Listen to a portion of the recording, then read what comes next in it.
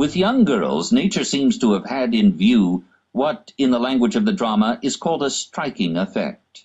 As for a few years she dowers them with a wealth of beauty and is lavish in her gift of charm, at the expense of all the rest of their lives, so that during those years they may capture the fancy of some man to such a degree that he is hurried away into undertaking the honorable care of them as long as they live, a step for which there would not seem to be any sufficient warrant if only reason directed man's thoughts.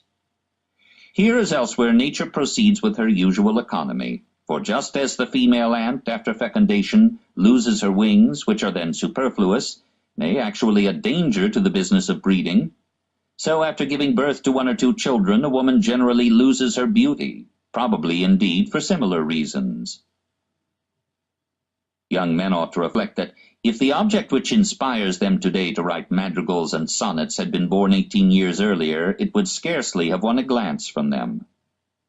After all, men are much more beautiful in body than women.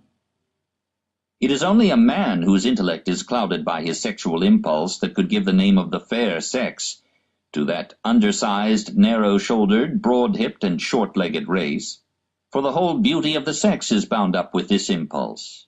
Instead of calling them beautiful, there would be more warrant for describing women as the anesthetic sex. Neither for music, nor for poetry, nor for the fine arts have they really and truly any sense of susceptibility. It is a mere mockery if they make a pretense of it in order to assist their endeavor to please. They are incapable of taking a purely objective interest in anything. The most distinguished intellects among the whole sex have never managed to produce a single achievement in the fine arts that is really genuine and original, or given to the world any work of permanent value in any sphere. This veneration of women is a product of Christianity and of German sentimentality, and it is in turn a cause of that romantic movement which exalts feeling, instinct, and will above the intellect. The Asiatics knew better, and frankly recognized the inferiority of woman. When the laws gave women equal rights with men, they ought also to have endowed them with masculine intellects. Asia again shows a finer honesty than ours in its marriage institutions.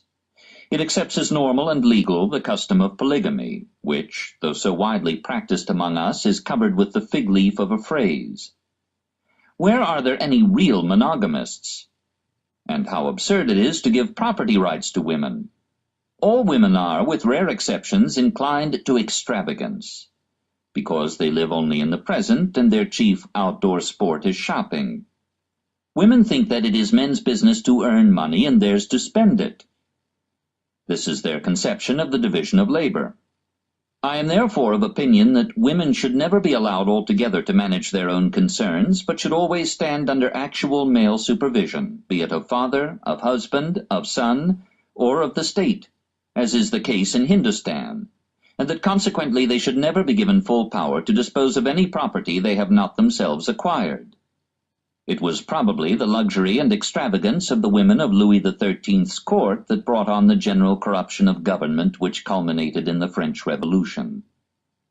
The less we have to do with women, then, the better. They are not even a necessary evil. Life is safer and smoother without them.